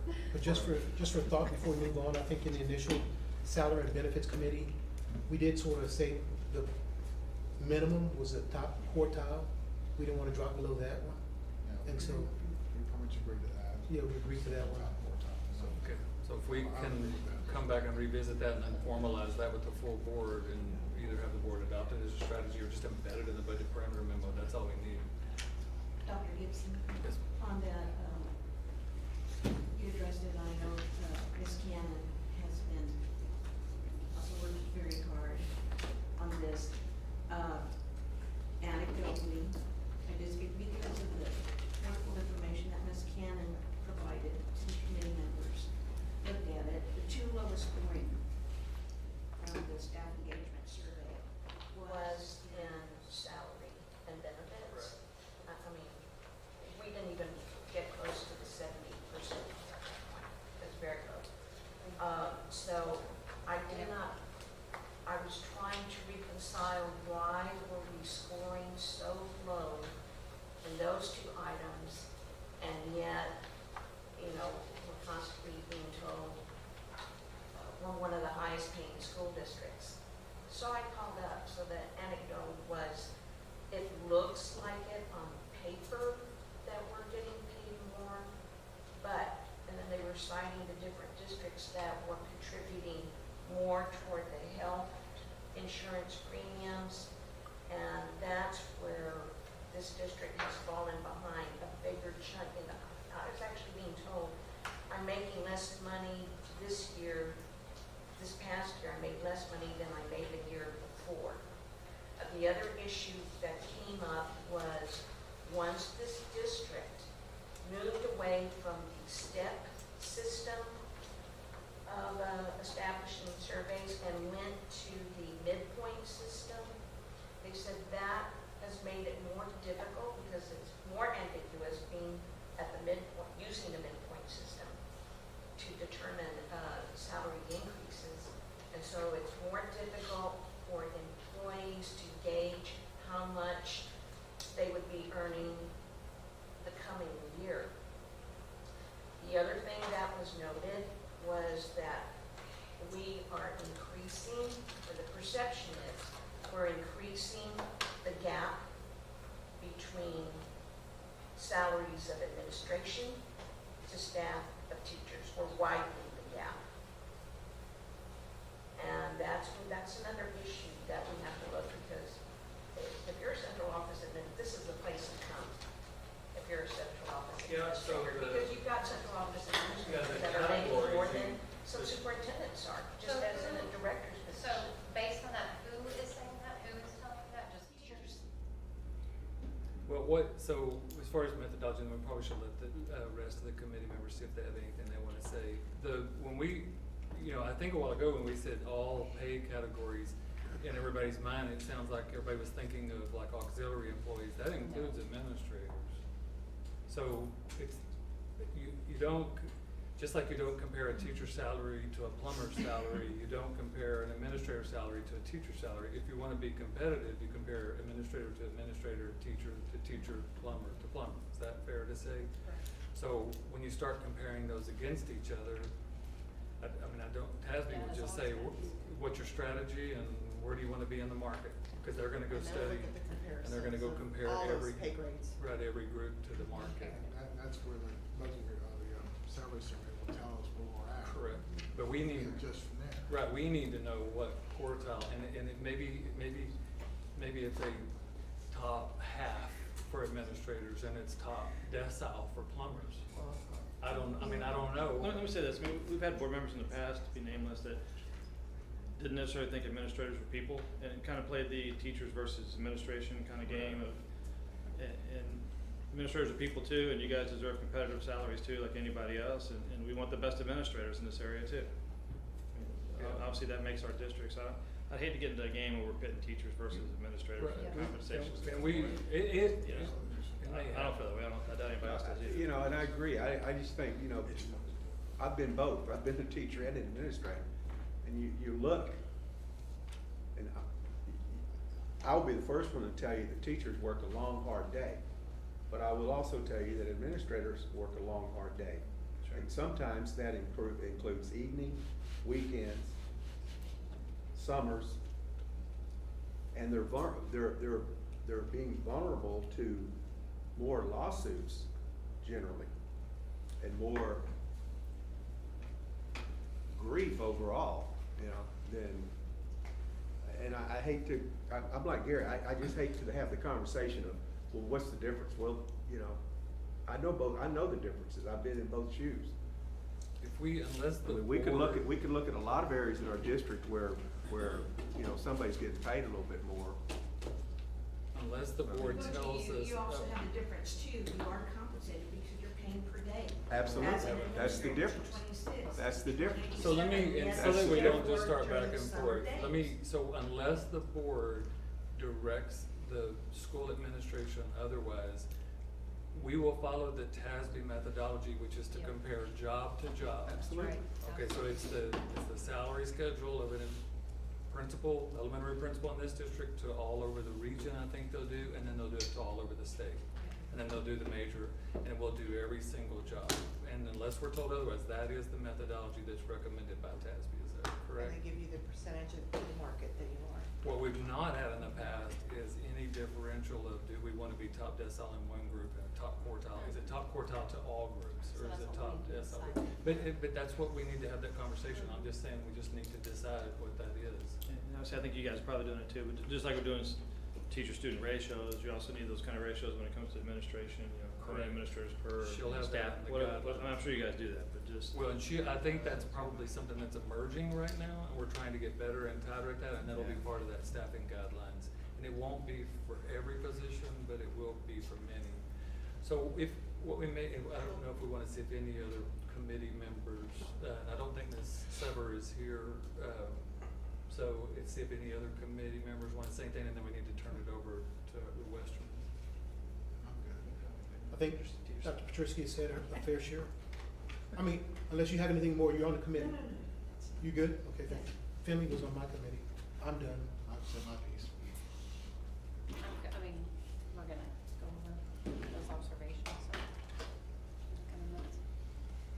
All right, we're gonna shift to INS. This, we saved the most stimulating part of the meeting for the last presentation, so hang on to your seats. Yeah, you said it was all 4 teacher pay raises, by the way. He's gonna write us a check. Yeah, there we go, there. Well, I'll start, we are shifting gears to the INS side, and I think you have seen this document where we have an executive summary of where we are with the INS side, and on the second page of this document is a history. You know, it's kind of a picture of a fast growth school district, ours, and the special circumstances that have happened in those years, what our actual revenue was on the INS side, what we received from the state, and you can see that the percentage of that went down, has gone down over time. Part of that in the past couple of years has been, because of we didn't reach our projections with the students, and so that will have an effect on that. And then, what our actual payment was, and so in blue, it shows that we've had to use some of the proceeds of these special circumstances to in fact help us with our payment. So then we have some recommendations for future action in the executive summary, and I'll let Mr. Westerman take it from here on what we plan to do this school year. Thank you, Paige. It's a little less complicated because there's not quite as many moving parts, but there still are a number of moving parts. I think Paige has done a nice job of succinctly categorizing what's happened over the last couple of years and what we're looking at going forward. I think recapping real quick some of the things that she mentioned, you've had an unfortunate confluence of events with, while your assessed valuation has been growing, and maybe hasn't been growing as fast as we want, and same goes on the student enrollment side. You've been continuing to grow and needing those facilities for new students, but it hasn't been growing at the pace that was originally anticipated. All of those factors combine, and the state funding formulas that have decreased the revenue from the state, and it has hurt how the INS debt service fund has been working, but we've managed to get through. We knew going into the bond programs over the last couple of years that it was going to be a challenge. It wasn't going to be easy, and we planned for some of those uses of fund balance, and we did things with the bond issues and with refunding issues to where we can capture some savings to help get through particular years under the tax rate and the tax revenues that we were expecting. So with those couple of things in mind, I'll go down to the bottom section where the recommended considerations for future action. We will always be looking, we've been trying to maintain INS fund balance so that we have that as a reserve in case we need to dip into that if some of these student growth things don't happen. That's gonna continue to be an option that we'll look at. We do have, and we're gonna look at a little more in depth in a minute, the opportunity to refund about $20 million in bonds that are callable on February 1 of this coming year in 2019. And of course, we'll continue to monitor the student growth, the taxable values, and the facility master plans, and how we can pull all these things together and make them work going forward to the best that we can under these circumstances. Again, it's not nothing easy about making it happen. It's full of challenges. You can use, we talked about the M&O fund balance and INS fund balance. You can use M&O fund balance, M&O dollars if you have to, for INS purposes. Once it goes to INS, you can't get it back. And INS dollars, as they come into the INS fund, cannot go to the M&O side. So it's a one-way street. We don't want, that's kind of the very last option, last fallback option if we ever get to that point. Again, the restructuring of the debt or refinancing, we're gonna look at that, and then possible increase on the INS tax rate side. So if you go to the third page in what she handed out, we meet and talk regularly about what's coming up with assessed values. With April, when the first preliminary values come out, through July when the certified values come in. We talk with Joe Wisnowski on his ideas on what's going to happen with the funding formulas for IFA and EDA options. And so we knew that this coming year was going to be one of the toughest years that we face going forward. With this refunding that is, it's 2011 series, I think, on, that the district has outstanding, there's $20 million and it produces savings. It's 2010 issue, sorry. It produces savings, and we can use those savings, and we can structure those savings in a couple of different manners to apply to a strategy to try to help going forward on the INS side of your budget. So we looked at a variety of different options here. There's 5 different ones outlined. Option 1 was, let's look at it to address just this current 18-19 year. Can we get some help, and then just let the chips fall where they may going forward? So in that particular scenario, we could get $2 million in savings in the first year. Overall, the district could save over $1.6 million in debt service savings. If we look at it a net present value benefit, it's $1,660,000. That's because we're getting all the savings. We're really taking them all, packaging them up in the first year. But the years after that, it would be just essentially almost a break even or a slight increase of about $60,000 a year. Option 2, same idea, except can we get a little more and get closer to covering all of the expected deficit in the INS side, so we get up to $2.4 million in savings. That ups the cost later on. Our total savings go down, drop under just under $1,600,000 in total. Option 2A, we looked at trying to address, okay, we covered 1 year, how can we shift this around and try to address 2 years and still come out okay? And so we did that. We kept the $2.4 million in 18-19 year, and then we plugged in a little savings, or structured a little savings in the 2020 school year of $344,000. Again, our total savings drops just a little bit again, about $30,000 over the life of the issue to $1,560,000. But then in the years after that, it goes up a little more. It goes up about $250,000 for several years. Option 2B,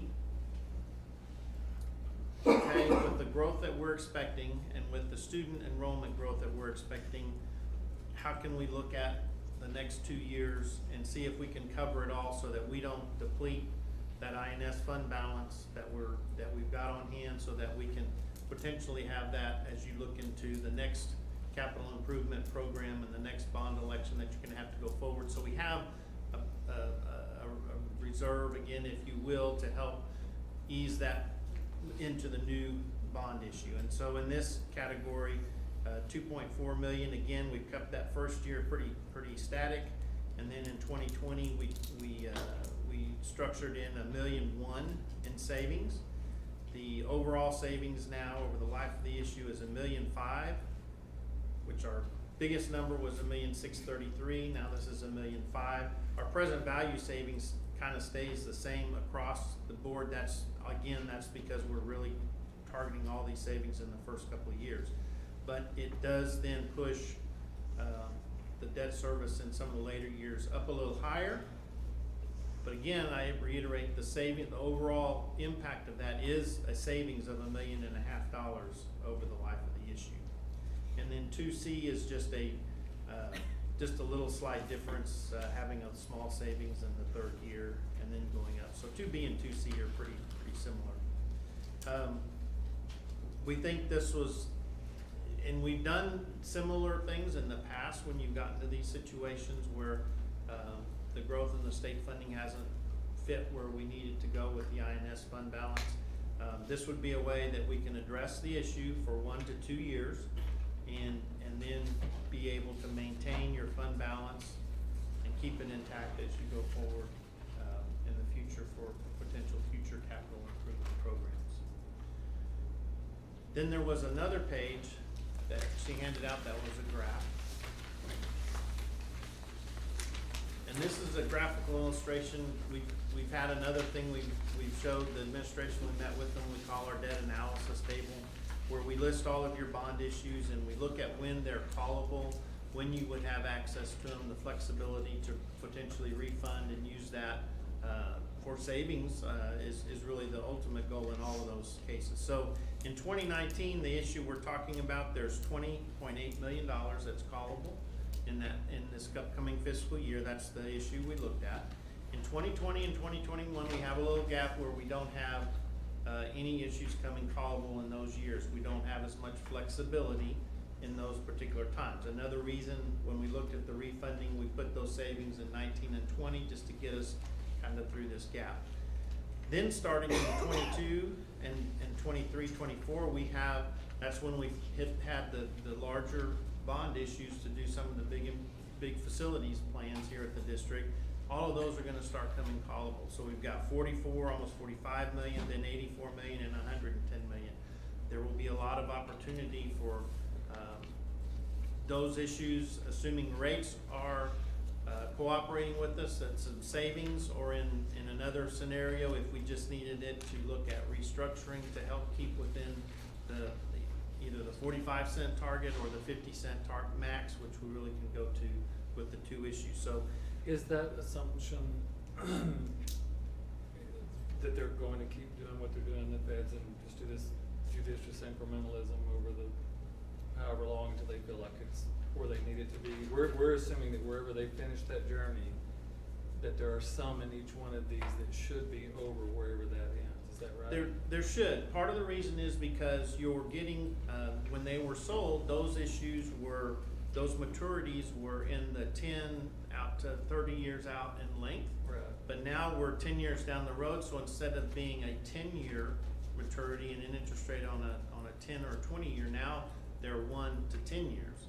And so you're shorter on the yield interest rate curve, so you have two things working for you there. Now you're shorter on that amortization or shorter on that time horizon, and hopefully, what we're seeing, the short-term rates have continued to rise, but our long-term rates have stayed down. Now, we all still expect that those long-term rates are going to creep up as well, but I think we'll still see opportunities for savings in those issues. And in the worst case, we list, I think that last category on the front page of the memo that Paige had, those are the tools in the tool chest we talked about. What tools do we have? Well, the other one is restructure. If we had to, before we go to using M&O money, we might want to consider restructuring. That may not produce overall cost savings. That's not our first choice, but if we have to make ends meet at somewhere, we have that opportunity to go there. So this really takes in what she's listed, are all the things that we're gonna look at. Some of them we don't wanna do, are not ever gonna be our first choices, and hopefully we never get there. We'll have these other methods, like this year with this savings from the 2010 issue, and being able to apply those into this little window is, fits just right with what maybe is needed right now. Yeah, so we have our current needs, and then we have a big thing looming out there on our 10-year plan called high school number 3. So, one thing that I appreciate this chart a lot, because we've said these words, but I haven't really seen it graphically. Right. It's almost like if you can make it to 22, then you've got some real money to potentially refund every single year to help us offset that. That's correct. What we think will be, new debt related to a new high school. At least you have that tool in the toolbox, and that's It's not there. a small tool. That's No. $200-something million in those 3 years that are eligible for refunding, right? That's correct. That's not necessarily savings. Well, we would think, our assumption is that it would be, right? Yes, our assumption, for looking at it is, that there's going to be some savings there. But I just, laying everything on the table, if for some reason there's no savings there and we're in a situation, they can be looked at to restructure without the savings. This is just a callable amount. We're not gonna save $44 million. Oh, no. No. It's just a callable amount. I'm just saying there's two, like, in 2020, there's 0 eligible. Okay, so, yeah, it's nice to know that there's 200-something million that are callable. To work with, To and work not with. that much savings, yeah, no. not So that much savings. just to do quick math then, so what use the 20 million, and then you can kind of do it proportionally, because that's 40 million, 80 million. So in the 20 million scenario, what the potential savings is around $1.5 million. I'm now back to the. Total savings is what we're looking at, yeah, $1.5 million to $2 million. So to Mr. Finley's point, we're not saving 20 million, but out of that 20 million, we're saving $1 million and some change. Basically said, we're basically not paying interest. That's right, and then you can, 40 million in 2022 is twice that. If you just play the game of all things stay the same, and then the next year it's 4 times that, or 3 times that. Yeah, now we, you know, we tend to not wanna project too far out there with that, Right. but yes, you can kind of lay that in. But this is a fact that these are callable in these dates. That's not a projection. No. That's a fact. And those are based on where we are. We cannot, under the new tax law, we used to be able to do advance refundings, meaning we can refund issues before their call date, or in advance of their call date, and it would be on a tax exempt basis. Under the current law, that's not if you do an advance refunding, it would be taxable. Well, that's no benefit to us right now. That eliminates all our savings. But it becomes current within 90 days of the call date. So February 1, back up 90 days, November 1. So we can take this action as early as November and get this locked in if that's where we went ahead with that. Is there any reason to not do that? I think regardless of which structure, you want to go ahead and get the savings and lock them in. We can still have the discussion about which structure along the way, but I think you move forward with the refunding. So is it fair to say that that's kind of the next thing that the board needs to determine, and once that's over with, then in the spring, maybe at some point we go ahead, Wayne, and take a look at that 10-year plan and where that high school sits, and just while this is fresh in everybody's mind, have a conversation about when is it even doable or feasible is a good word. Yeah. When is it even feasible to consider that? Is that fair enough? Just in the spring, after we kind of get the M&O stuff done, is that? I think so. You'll know your enrollment situation. Right. And we'll have projections, and, you know, are we considering this? I think you've already moved it from May 19 to May 20, based on advice from the financial advisor, just saying, no way, no how, can't be done. So but really, there's a question between now and next spring, can we even do it in 20, or does it have to be 21? But we don't know the answer to that right now. No. We're still crunching numbers and trying to figure out. And that means to have the bond election, which then would mean, let's just say you've got it all designed ahead of time like the board has authorized in the past.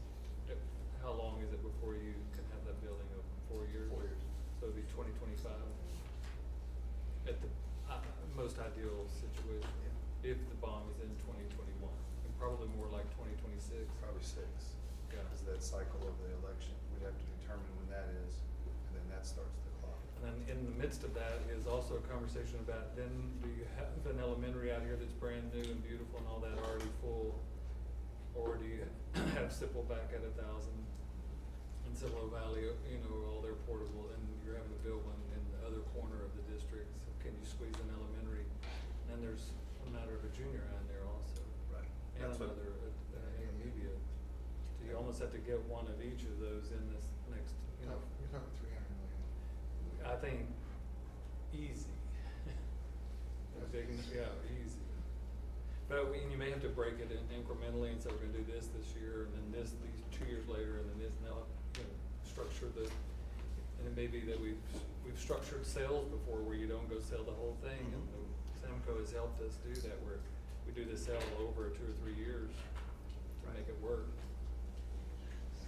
And I know all you know this, but as we're going into the legislative session again, and Dr. Gibson, I know you're fully aware, but districts such as you that have get IFA and EDA have been doing these refundings for the last umpteen years, and that savings also benefits the IFA and EDA from the state. So they're paying out less every year because everybody's, you know, taking advantage of the lower interest rates and doing that, but they haven't continued keeping that level of payment up. Yeah. You saw how your percentage of state effort on the INS side, so don't It's forget the all- INS side on state help too. I mean, that's what I've learned through working with, the Westermans is, I mean, it's a box too, just like the, on the M&O side. You're in a box. Yeah, and it's almost been diminished, so. It's almost worth nothing now.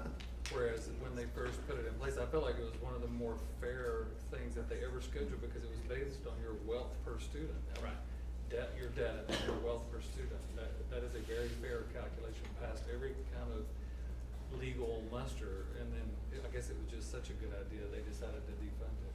And that third dot two, under critical components, I think we talked about this too, is, when we did, how if the new Rose Garden, if they would have been funded, we only received $143,000 compared to the statute we're funded.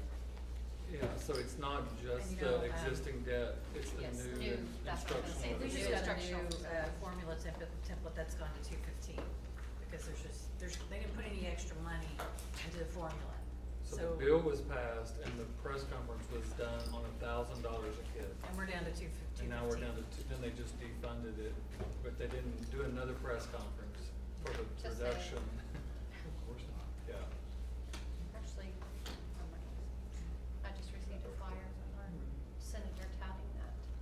Really? Yes, the same amount went to public schools. Charters. Yep, I read it. I was like, see that on the Rose Garden. Is there anything more about this? That's all I have unless there's any Were they additional. listed in any order? Because I'm pretty sure a possible increase in INS tax rate is the last thing we're ever gonna. Well, I'm just thinking that might be the last. I think we're trying to do everything we can to not have to do that, and, but it is always an option that we have between the 45 and 50 cents. Yeah, and and I think what it'll boil down to in the spring is that year that you want that high school open. So if you can live with 6 more years of debt reduction and not open it, then you could probably not raise it. But if you wanted to accelerate that timeline of it getting open, you may have to put a couple of pennies extra in there. Is that fair to say? That's fair, in our overall debt service, with the bond issues that, and CIP programs you've gone through, our debt has been increasing, it's been staggered in to increase every year. Well, after this year, we're finally leveling off, where we're not continuing to increase, which that's gonna help as your values come up, that helps this particular situation next year and going forward, if that valuation growth comes. So you're saying 2026, and it's 4 years open high school. 2022. So how many students, 2021? Well, 2021, 2022. Yeah. How many students would be still in Clemens by that time? Well, if that projection table holds, we're looking at, I think it was 6,000 high school students by that time, so you'd have 2,000 per. 3,000. 3,000. Three, the Well, original. No, 2, if you go to 3 high schools, 2, 4, and 6. But After three, construction. but three, up to the time. But if we don't, it'd have Yeah. 3,000 per, Exactly. with Till the the time 2 we get it. current now, Would yes. you stick out to, you stick out to parameter of at least 60% of the school capacity, or M&O won't pay for it. So we have Well, to- that's Well, the you older could, side that we have you to could look at. structure them like other school districts do and have a 6A, a 5A, and a 4A. Right. You don't have to have them necessarily all. Yeah, we may have to do a In fact, you probably phase don't want them one. all equal. Phase 1 and a phase 2 also, we may have to, which, it wasn't designed necessarily that way with steel, but it wound up being that way, which was okay. I mean, phase 1 was built and we added the wing on phase 2. The kids came and the building came and we added the phase 2. So we may have to design this next one that way, just to do the phase 1 and open it. We got some options to look at. Yeah. And then Mr. Westbrook has asked me on D, I think I've overviewed this, so October is staffing and salary, and then November is, should it be EPP or should it be large expenditures? And then, because EPP, there's some familiarity. Let's go large expenditure. I was thinking large expenditure, the only reason is planning Right. for if there need to be some phasing out or Yeah. something. So we're gonna do Planning large. purposes would be the sooner the better for parents, Yes. public, everybody. So large expenditures then will be November, and then EPP will be December. Yeah, Just keeps salary- getting better and better. We got salary compensation in December. Salary, compensation, and staffing will be combined. in October, because they all go together so clearly. I mean, they fall together, same conversation. EPP backs up in December. EPP in December, and then large expenditures in November. Are they good with that? We're not waiting on the roofing for us to go through these 3 months, right? That's on That's the on the September board agenda. So large expenditures and efficiencies would be November Yes. together? Yes. Just like salary and staffing is together, salary compensation, staffing? Well, thank you. The efficiencies, we'll just, and Linda, would you please make sure Paige hears this, she stepped out with the Westlands, that I think we just need to touch on efficiencies at every single meeting. Yeah. You just make that part I of think every there's meeting. efficiencies in all those areas, and Yeah, that's. That's exactly right. So we, Well, that was part of my earlier question was, We do. I appreciate you bringing that up. We need to cover those efficiencies at every single meeting. All right. Dr. Gibson, I should throw out to you just, I mean, we're having these extra meetings, we're spending this extra time, and we're diving into the budget. I mean, hopefully from a public relations standpoint, we can get that message to the community that you guys are taking extra effort to look at the budget, you know, cut back where necessary, so that, you know, TRE does come up next year, public's already conditioned to realize we've gone through this for a while. Correct. Absolutely. Is that gonna be, you mentioned that those, all that, the Yeah, public can so see as well? Our intention is to go ahead and just start a web link off of our website that just shares what we go through at every single meeting, just the entire packet, so that the community can see kind of the, and I'll, you know, I couldn't help but smile at the football game when the blog came out. You know, there's my smiling faces with the headline, "Tough choices ahead." yeah, You know, I don't what know. were you smiling about? Yeah, it just didn't seem to. That's what I thought, but too. Yeah, I mean, I get it. You I pulled the said- picture that you had. I get said to it. myself, what's he smiling about? Yeah, but to You know your something I point, don't know? to your point though, that we're, that was an attempt to try to communicate that we've got to go through this, and we are going through this, and we're gonna do it together as a team. Well, I know we were here an hour longer than y'all had planned, and I know y'all have been here a long day, and I appreciate all the conversation. I think it's been very beneficial. I appreciate you saying that, and I would rather just go ahead and plan on 2 hours. If we finish earlier, let's do it, and us not leave any rock not unturned, and let's have the conversations, and let's just plan on moving forward that way.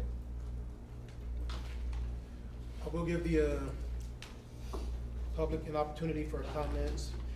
This comment should be limited to topics such as policies, curriculum, and facilities, and not last longer than 5 minutes. Mr. Dolford, do you have anything to say? Any comments, concerns? Nothing except that I stayed an extra hour more than I planned to stay.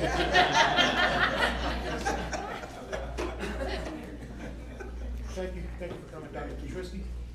Anything more?